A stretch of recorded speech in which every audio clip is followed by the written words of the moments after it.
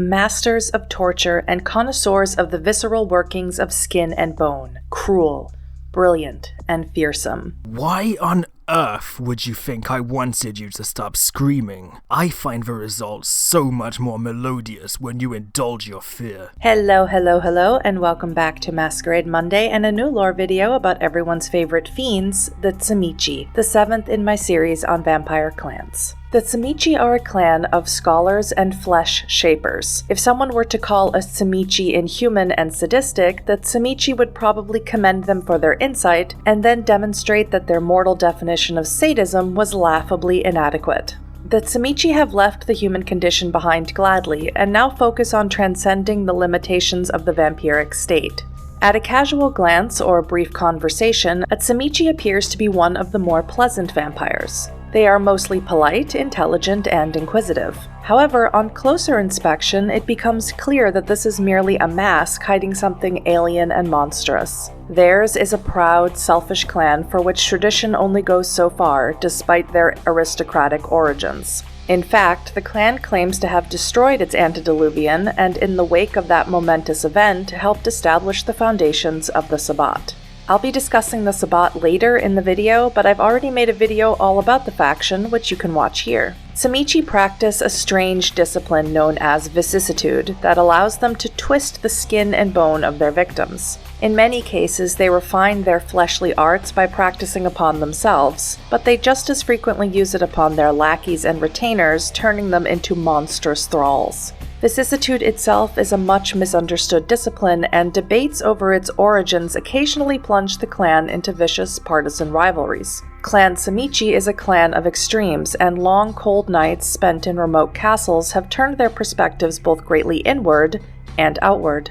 Mystics of the clan study a philosophy of metamorphosis, seeking to discover what lies beyond the state of vampirism. An unusual attitude of spiritual secularism characterizes many Tzimisce. Young fiends often find themselves detached from their historical role as terrifying landed lords, and throw themselves wholly into a cause of their own choice, whether as Sabbat zealots, flesh-crafted horrors, or transcendental sorcerers. The history of Clan Tzimisce starts, as so many do, with their antediluvian.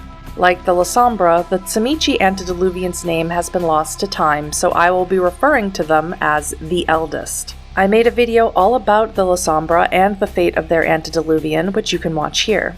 What the Eldest originally was is open to debate, although the Tzimisce consider humans to be clay at best, and the Eldest's mortal existence would be a trivial prelude to a far more important undead career. There are two conflicting tales about the origin of the Tzimisce antediluvian. One legend has it that at some point in the city of Anarch, also known as the First City, where 2 generations of Cain's children, the 2nd and 3rd generations, created for themselves a society which adapted to their particular vampiric customs, needs, and powers, a 2nd generation vampire named Irod the Strong sought to purge himself of all evil. Using his mastery of protean, a discipline that gives vampires the ability to change form, Irad gathered all of his evil into a sickly mass of repugnancy and horror and spat it out. His intention was to destroy the mortal who consumed this mass of protean, thinking that by destroying this mortal, he would destroy the evil also. But to Irad's surprise, this mortal appeared normal. Irad brought the mortal to his brother Enoch's attention. Curious, Enoch embraced the mortal to see what the outcome would be, and thus the world was given the Tzimisce antediluvian. Another legend states that Enoch himself was attracted to the man who would become the Eldest, and that he willed all that made him more than mortal into the vitae that he used to embrace the man. Through this, some believe the Eldest was purer than his fellow antediluvians, with some scholars taking it further, believing that Enoch concentrated his beast into the vitae used for the embrace, choosing the mortal because he believed they could master the cruelest parts of vampirism. In this interpretation, the Eldest is not just a creature, but also a visible manifestation of vicissitude. The Eldest counted itself among the first antediluvians, though it remained apart from them. In its eyes, the other Cainites stagnated in development. They possess no potential to grow or become greater than when their sires first embraced them. Distraught over its tethered existence, the Eldest spent a mortal's age in seclusion and meditation, shifting and flying through shapes of humans and legends alike, seeking out a form free of the accursed thirst. When all failed, it left the first city and wandered into the east, siring Childer in the process to expand its own perceptions and study the limitlessness of form. The Eldest became tied to the land of Eastern Europe and Kupala, a demon that dwells beneath Transylvania. Kupala's involvement with the Eldest eventually culminated in an event known as Kupala's Night, which I will briefly cover now. Before the deluge, and long before the rise of Rome, the Eldest and its Childer gathered in the depths of the Carpathian Mountains. Though the Lupines, a term many vampires use to refer to werewolves, attempted to keep the demon spirit imprisoned, the Tzimisce triumphed and Kupala was set free, mostly. All of its chains to the mortal world were broken, save two: the Carpathian Mountains, within which it had been bound for so long, and the Eldest itself. With the rest of the demon freed, its only outlet was into the clan, through the blood of the antediluvian. The Childer of the Eldest spoke of a legendary single night in the clan's history during which their powers of vicissitude were heightened to incredible levels, and their sorcerous magics rivaled that of the gods. This was known as Kupala's Night, the night that Tzimisce clan established their power and damned themselves for the rest of eternity. Since Kupala's Night, the clan has waged a private war with the werewolf tribes of Eastern Europe for custodianship of the Carpathians. Though any single werewolf is easily a match for an elder vampire, with the aid of sorcery and flesh-crafted war ghouls, the Tzimisce eventually gained the upper hand, and from there largely drove off or slew the Lupines. Occasionally, in later years, werewolf crusades were launched against the Carpathians, but the Tzimisce, often aided by gangrel allies, kept the terrain free of their shamanistic influences. The Tzimisce had little to do with Rome and its many conquests. Their real influence lay further eastward, in Constantinople. There, noted scholars furthered the knowledge of the clan in unheard-of ways, and the city was the site of a major spiritual movement among Canaanites. It seems that the damned may not be so damned after all. With this revelation, the clan Tzimisce, along with many others, could learn to enjoy the fruits of their decades-long labor and coexist more or less peacefully among the mortals. The Tzimisce Voivodate, a loose confederation of Tzimisce domains in Eastern Europe, had survived since the fall of the Second City, which I'll go into in more detail on my lore video about Cain, only to face new threats to its existence during the Dark Ages. The first threat to Tzimisce power in the region was the emergence of the Tremere. Though the Magi of the Order of Hermes, their name before forming Clan Tremere, were a familiar presence in the region, they invoked the wrath of the neighboring vampires after prying the secret to vampirism from captured Tzimisce. House Tremere officially became Clan Tremere in the wake of the diablerie of Saulot, the antediluvian of the Salopri clan. Despite making enemies of mortal magi, the Tzimisce, the Salopri, and later the Gangrel and Nosferatu, the fledgling Tremere managed to survive the war with the Tzimisce, which continued until the Anarch Revolt rendered the Tzimisce incapable of any real organized efforts as a clan. Despite the Tremere's continued survival, most Tzimisce still bear a grudge against them into the modern era, though many younger Tzimisce fail to comprehend why. The Voivodate, and with it the feudal structure of the Tzimisce society, would last only a few centuries longer. I speak about the first Anarch Revolt in my video on the Anarchs, which you can watch here, but I'll cover it in slightly more and different detail now. The first Anarch Revolt was spurred on during the days of the Inquisition, an organization within the Roman Catholic Church tasked to rid the world of evil and heresy in all its forms in the name of God. Vampire neonates were appalled by their clan elders who were eagerly sacrificing their young to the Inquisitors. The neonates were perishing at alarming rates during this period, and eventually a Bruja neonate came forth and claimed that they must stand up and fight against the humans. However, there were some who rejected these notions and felt it was better to hide and masquerade and form rules that would later be known as the Camarilla. Disgusted with inaction, rebellious neonates pursued war against not only the elders but also on those fledglings who would not fight. These rebels called themselves Anarchs as a declaration of their rebellion against the laws supposedly left by Cain. Initially regarded as a Bruja problem, the lack of organization, internal rivalries, poor communication, and just the greater resources possessed by the elders prevented the Anarchs from making any large gains. The war devolved into a series of skirmishes, but as word spread throughout Europe, all the clans began considering the heretofore impossible notion of younger Cainites banding together against their elders.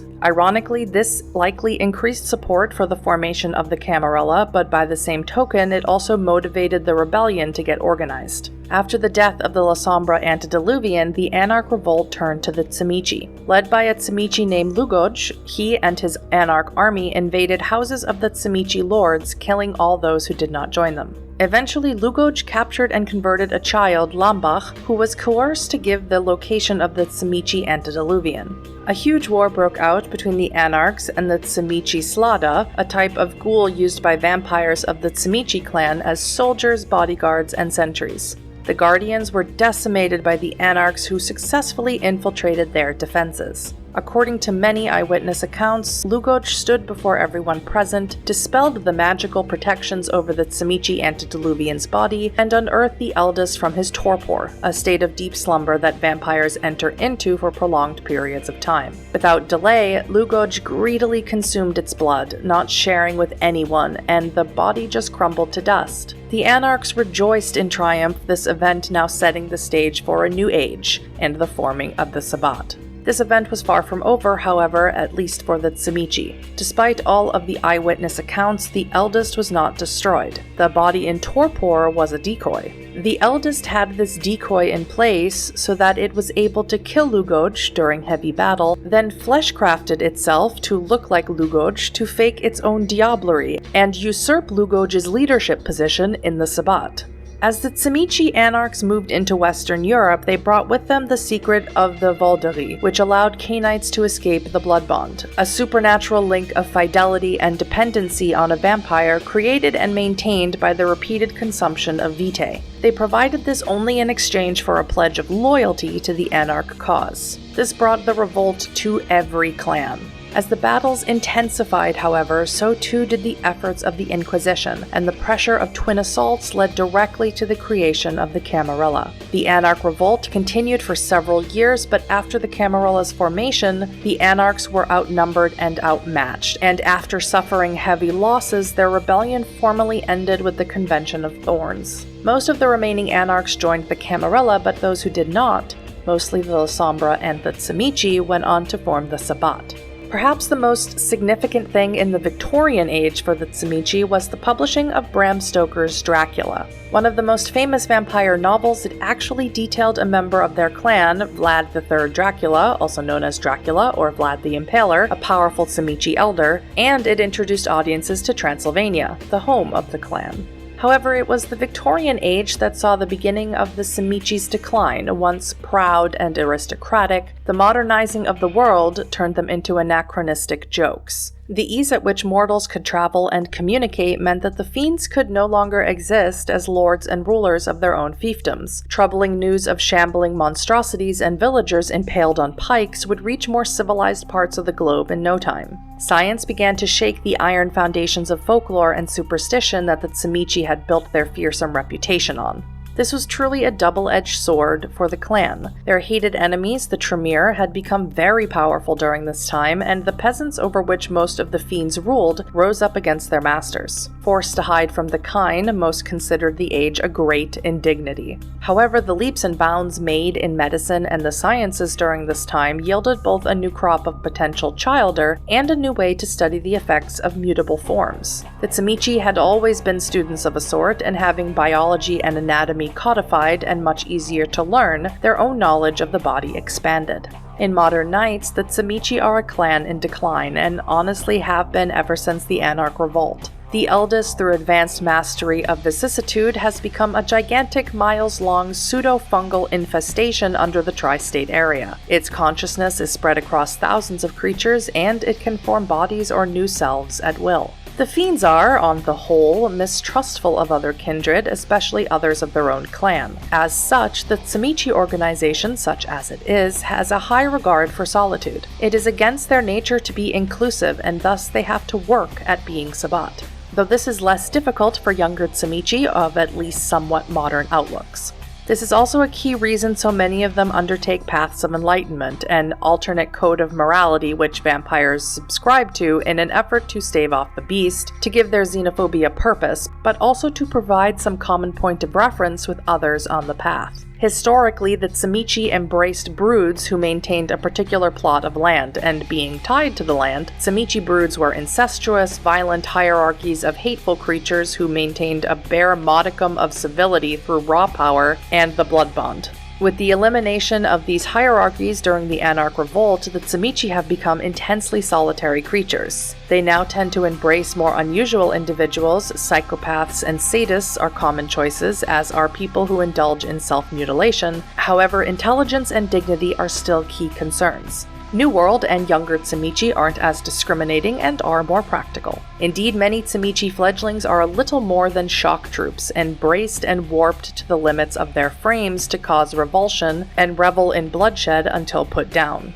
Historically, the Tzimisce have viewed mortal life as largely irrelevant before the embrace. While they do look for specific mortal characteristics, they tend to see this as the barest flicker of potential rather than a compelling argument. Tzimisce embraces are supremely selfish, often based on specific obsessions or interests of the sire, rather than any distinctive characteristic of the child. Those with interests matching their own are particularly prized, and many Tzimisce childer were masters of their field in life. Whether this field was medicine or serial murder is a trifling distinction, though. That said, the Tzimisce have a reputation for choosiness, largely from a general disdain for mortals. Tzimisce who have awakened their Zulo shape, also known as the War shape, or 4th level of Vicissitude, and or have demonstrated wisdom and loyalty to the sect and clan, are known among the clan as Zupans. Zupans are respected for their knowledge and power and may suggest courses of action to lesser Tzimisce. The lesser Tzimisce are not required to heed a suggestion, but ignoring a Zupan is considered extremely rude and will almost inevitably alienate the Zupan so snubbed.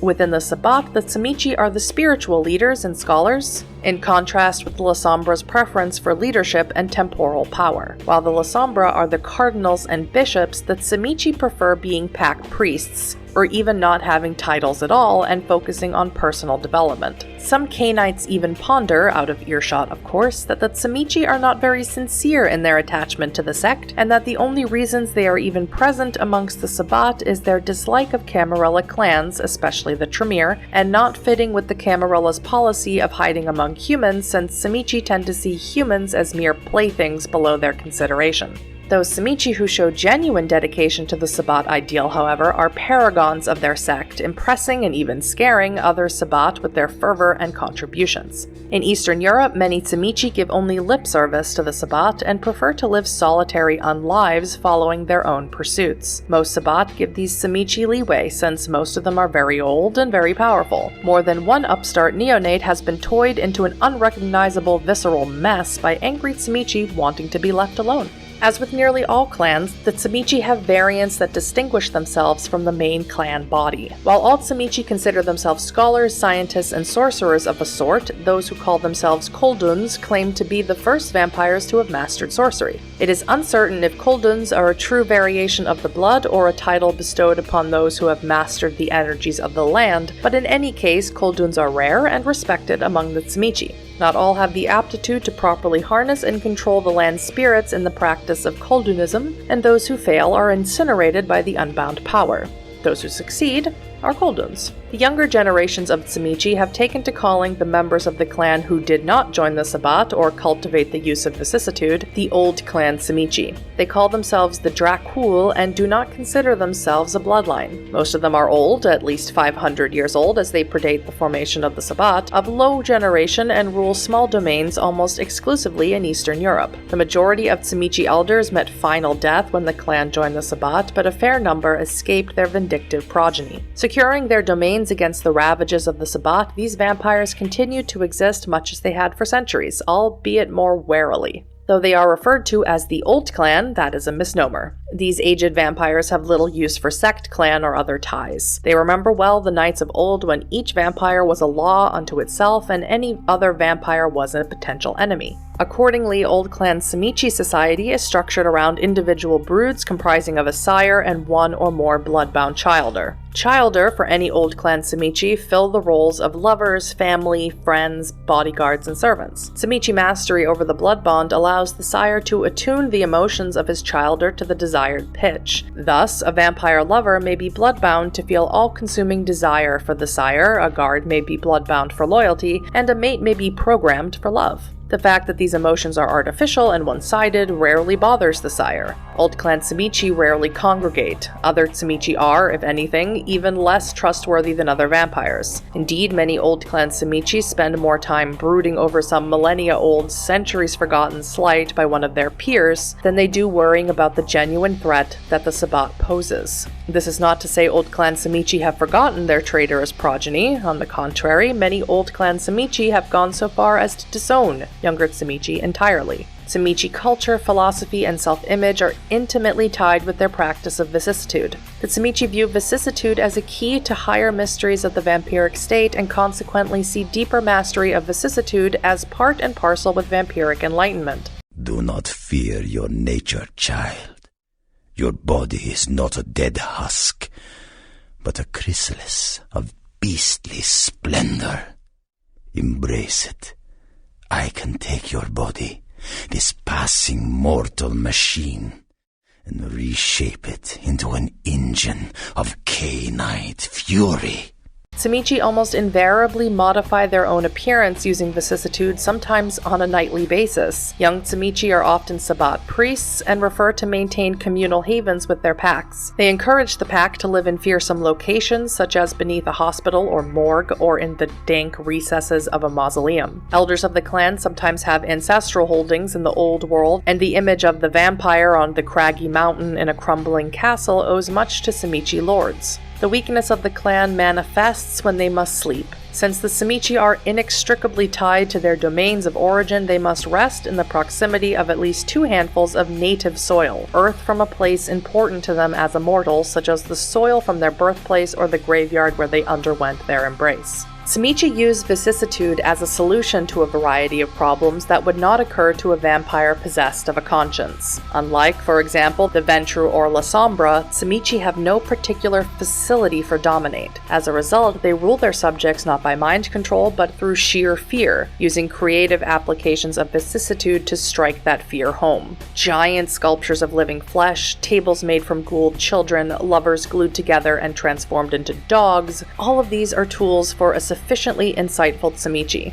A particularly interesting phenomenon, which is practically exclusive to the Tzimisce, is the existence of revenants. I discuss revenants briefly in my video on the Toreador, but I'll go into a bit more detail in an upcoming lore video all about ghouls. The Tzimisce exploration of vicissitude rivals or even surpasses that of the Tremere towards thaumaturgy, and the Tzimisce ascribe a spirituality that contrasts with the Tremere's practical view of their own discipline. This results in most Tzimisce not looking at all like humans, having shaped themselves into alien or monstrous forms, or even looking beyond human, having sculpted themselves into paragons of mortal beauty, more exquisite than any human created by nature. While other clans may have their own personal disciplines, none base their unlives around them quite like the Tzimisce do with vicissitude. It is an unpleasant fact to some kindred that a large portion of the Tzimisce culture revolves around ways and means of hurting other beings. Many Cainites would understandably prefer to ignore or gloss over this aspect of the clan. Still, Tzimisce are dubbed Fiends for a good reason. Psychological preparation is vital for any torture session, and Tzimisce disciplines are admirably suited to this. Vicissitude allows the torturer to assume a shape appropriate for the situation, perhaps an incredibly beautiful member of the gender to which the victim is attracted to heighten their shame, or an impossibly hideous one to heighten the revulsion and terror, or even the form of the victim's worst enemy or closest friend.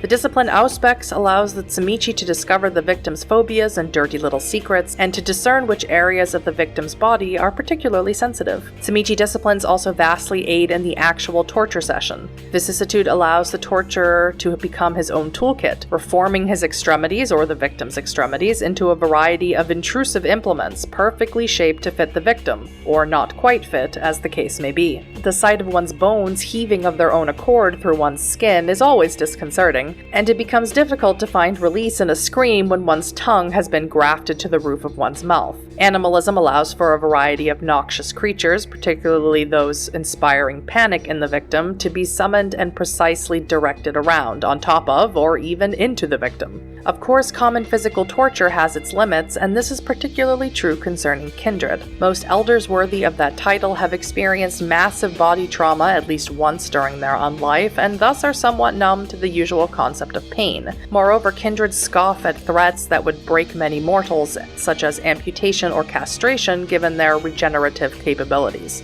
Moreover, how does one threaten a Nosferatu with disfigurement? Sometimes even mortals display surprising resilience. Unfortunately for such victims, Tzimisce are equally skilled at emotional torture. Centuries of unlife have given Tzimisce torturers an uncanny degree of psychological insight into the way the human and kindred mind operate. Furthermore, Tzimisce control over the blood bond provides torturers with a variety of diabolical new ways to hurt their victims. For example, two kindred may be forcibly blood-bound to one another, and then one painstakingly disfigured before the other's eyes. Alternatively, the Tzimisce may also break one victim's bond, leaving the other still bound. Then the unbound victim may then be rebound to the torturer and induced to inflict physical or emotional pain on the remaining victim. The Tzimisce may also, through rituals, cause already bound beings to feel emotions other than love. A victim capable of bearing the most atrocious wounds without flinching may be utterly broken by a contemptuous slap from the hand of the now hostile lover or child. On the opposite end of their predilection for torture, the rites and treatment of guests are an enduring part of Tzimisce culture. There are many archaic rules concerning deportment, manners, greetings, goodbyes, allowances, and settlement of grievances, but there are a few clan-wide obligations that are always honored. A guest of the Tzimisce is entitled to several things: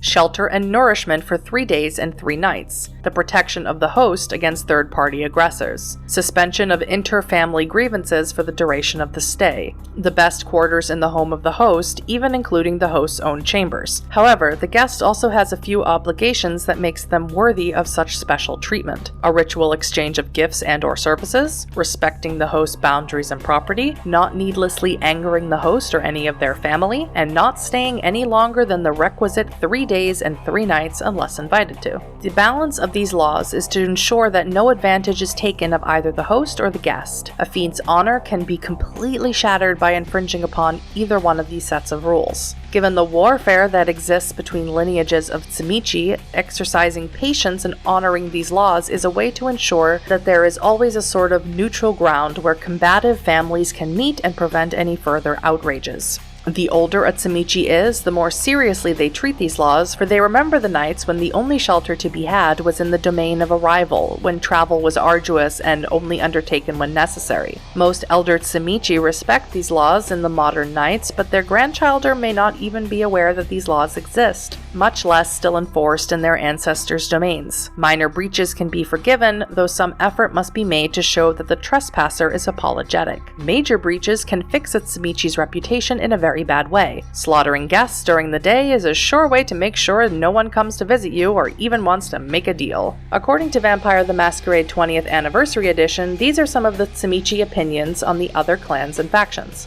The fox convinces the hens to let him watch over their precious eggs. Delightful. They plunged themselves into ruin millennia ago and continue to blame other for their own failures. Why worship dead gods when one can become a god himself? They command fierce power, but wield it with little more than a primitive will. Muck out of the stables, you slope-browned lummoxes. Competent. Mostly. Suitable for making lampshades from their remains. Ah, what marvelous paradoxes. Redolent of the slime yet possessed of the wisdom to adapt. I'll take 30, staked for the sun and placed on the ramparts. Thou shalt not suffer a bitch to live. They are the gout of corruption that issues forth from a lanced boil. Only they have none of its charisma. We have warred for so long that they are due a grudging respect before you snuff their heart's fire. When the serfs don't believe their masters, the Reich has lost the war. We play the game with the pawns, pieces we are given. There is a misguided nobility in what they do, though they are too childish to succeed fully. Now I'd like to hear your thoughts in the comments. What do you think about the Tzimisce? Do you hope we'll meet some in Bloodlines too? How would you feel if you were embraced into their clan? What clan do you think I'm covering next? I make videos multiple times a week and every Monday is Masquerade Monday, so if you enjoy what I do, please consider hitting that subscribe button. A massive thank you to Ethan, also known as Ragnarok, for providing his voice for this video. You can see his channel here in the description and in the pinned comment. And as always, a huge shout out to Ian Watson, aka Von Aether, for his help with compiling the info for this video and for offering insight into Vampire the Masquerade lore. These videos literally could not be made without him. Thank you so very much for watching, it means the absolute world to me, and I'll see you in the next one. Bye bye!